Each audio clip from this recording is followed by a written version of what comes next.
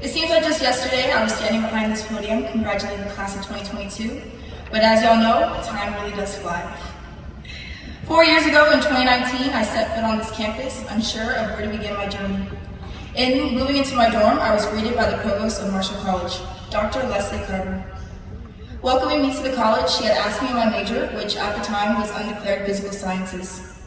She pitched her major department, human developmental sciences, and along with her current research lab projects. Intrigued, I took the major into consideration and embarked on what would soon be a strong relationship with my provost. I really enjoyed my first couple quarters. As a first-year member of the dance team, you could almost always find me cheering at a community service or a sports event. I explored many campus resources and clubs, spent late nights in Geisel, and continued to excel in the classroom. But who knew my last all-nighter in Geisel on March 16, 2020 would be my last as a freshman. We all remember 2020 as a 2-week break from school, but we would soon come to realize that we'd be away from loved ones and friends for much longer. UC San Diego and universities across the nation became Zoom University. This is where I found myself stuck. I felt as if I was just starting to navigate college, and now I was at home joining class through a screen. How would I be able to find my sense of community? Just before the spring of 2020 quarter began, I received an email for my acceptance to the Marshall Orientation Program. After just one Zoom training with the new team, I felt a sense of belonging. I would soon learn that I would lead this team as a senior orientation leader 2 years later, training the new cohort and welcoming the students in the fall of 22. As the pandemic progressed, so did the racial injustices in our country. Struggling to balance my mental health and academics amidst the chaos, I and many of you have felt a sense of hopelessness as a Black student. I joined a Black Wellness Zoom call, what I thought would be a safe space for students to share their feelings on current events. Soon enough, the call was bombarded with several Zoom bombers shouting racial slurs. This became a turning point for me. I wanted a platform to share my voice on our underrepresented community. This led me to take on my leadership role in Black Student Union. My first year on board, we led the creation of the 2020 BSU Demands, a call to action for the university to create a more inclusive space for not only Black students, but the underrepresented communities on campus. I had the opportunity to be the first undergraduate chair of the Black Student Experience Symposium, a week-long program acknowledging the faculty and staff, the gaps and opportunities affecting Black students on campus. This opportunity even led me to meet political activist Angela Davis in a 5-minute breakout room. I began to see exponential growth in myself and the communities in which I have taken a part of. Then I became unexpectedly called into the BSU co-chair position my 3rd year with Jada Day, somewhere over there. And I had no experience leading an organization, and I was scared to fill such a powerful role. This opportunity brought nothing but positive experiences and opportunities to myself and the organization. All the communities I have integrated myself in have been a driving support in my success, but one holds dear to my heart, the Black Resource Center.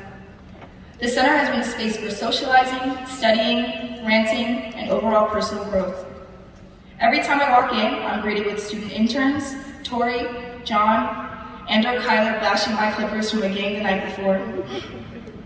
The center has continued to pave the way for future Black students to choose UCSD and recognize that there is a space for us to thrive here. This is Mr. John's first year in the BRC director position, and I've seen how much hard work and dedication he puts into the center, truly creating a safe space for us Black students to feel seen and heard. Our one-on-ones each week kept me sane as I was still uncertain of my next steps after graduation. But on February 7th, driving back home from my elementary school site, I received news that I was admitted to my dream college to pursue a doctorate of optometry.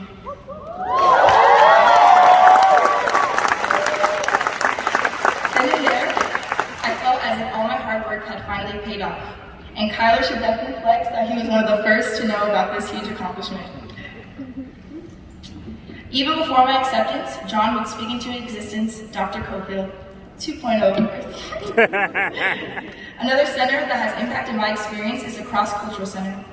During the CCC 2023 graduate celebration, I listened to keynote speaker Jesse, the founder of Liebe Lula Books and Company, speak on the importance of establishing your mission statement in life.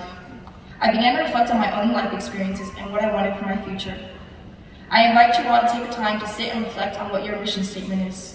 Whether you leave today unsure of what your future holds after graduation or have an entire plan, your mission statement will jumpstart your journey forward. One takeaway I want you to remember from tonight is that you have made it here today. It is a blessing to be able to sit in these chairs at Lion Tree as a college graduate. You may not have thought you would make it here, but you did. To be young, black, and educated, am I right? Whoever is supporting you today, I know is extremely happy for your achievements and growth as a college student. And for the loved ones who are not here with us, they are equally, if not more, proud of us.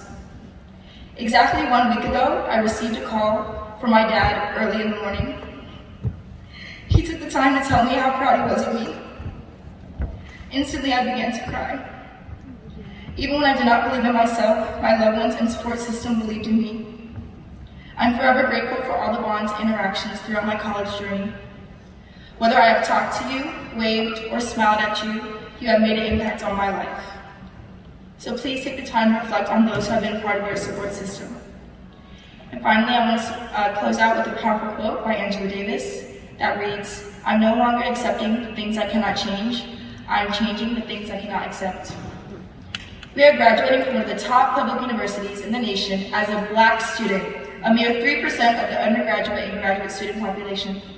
That is something to be proud of. So class of 2023,